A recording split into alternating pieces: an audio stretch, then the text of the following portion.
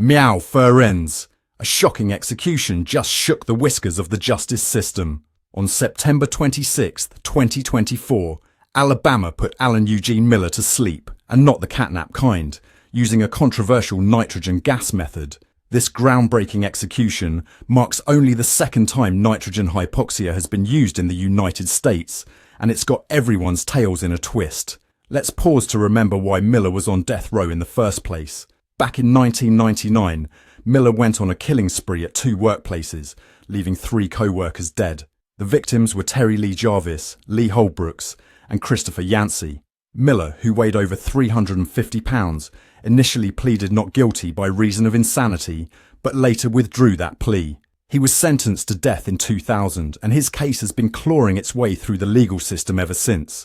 Now, this wasn't Alabama's first attempt to execute Miller. In September 2022, they tried to give him the needle, but it was like trying to give medicine to a cat, near impossible. Officials poked him multiple times for over an hour, even leaving him hanging vertically while strapped to a gurney. Talk about a catastrophe. After that failed attempt, Miller filed a federal lawsuit seeking to halt his execution, citing concerns over the state's nitrogen hypoxia method. So, what exactly is this nitrogen hypoxia thing? Well, it's not your average catnip. The process involves delivering pure nitrogen gas to an inmate through a mask, leading to death by oxygen deprivation. It's like falling asleep, but permanently. Proponents argue it's more humane than lethal injection, but critics are hissing their disapproval. During Miller's execution, witnesses reported he shook for 2 minutes and gasped for air for 6 minutes. It wasn't the quick and painless catnap officials promised. His spiritual advisor approached and Miller's fingers moved slightly. Then he struggled against his restraints, shaking and trembling for approximately 2 minutes before gasping intermittently for about 6 minutes. He was declared dead at 9:52 p.m. This visible distress has got the fur flying among human rights advocates. Alison Molman, legal director at the ACLU of Alabama, said, "A system that cannot be trusted to keep prisoners safe is a system that should not have the right to kill." Ouch! That's a sharp claw to the face of the justice system. While Alabama's been scratching at this post, other states like Oklahoma and Mississippi have also approved nitrogen gas but haven't used it yet. They're probably watching Alabama like a cat watching a mouse. Ohio recently introduced legislation permitting nitrogen gas for executions, allowing inmates to select it if lethal injection is unavailable.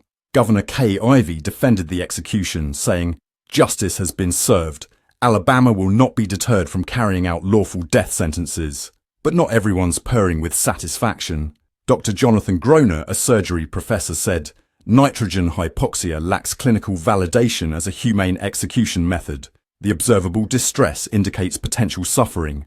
This whole situation has reignited the debate about capital punishment in the United States. It's like we're chasing our tails trying to find a humane way to end a life. Globally, over 70% of countries have abolished the death penalty either in law or practice, making the US quite the odd cat out. The cost implications of developing and implementing new execution methods are nothing to meow about either. States are spending big bucks trying to find alternatives to lethal injection, with increased expenditure for research, legislative changes, and potential training for execution staff. As we reflect on Miller's case, it reveals a deeper societal tension regarding the ethics of capital punishment. His execution has given voice to a significant divide in public opinion, with state officials asserting that nitrogen hypoxia is a legal, humane method, while opposition continues to amplify concerns about suffering among executed inmates. What do you think about this new execution method? Scratch your thoughts in the comments below, and don't forget to subscribe for more breaking news. As we continue to grapple with these complex issues, one thing's for sure, the debate over capital punishment in America is far from over. It's a cat and mouse game that shows no signs of slowing down. Thank you for tuning in. I'm Ron DeParmesan, and this has been another Newscat Special Report. Meow!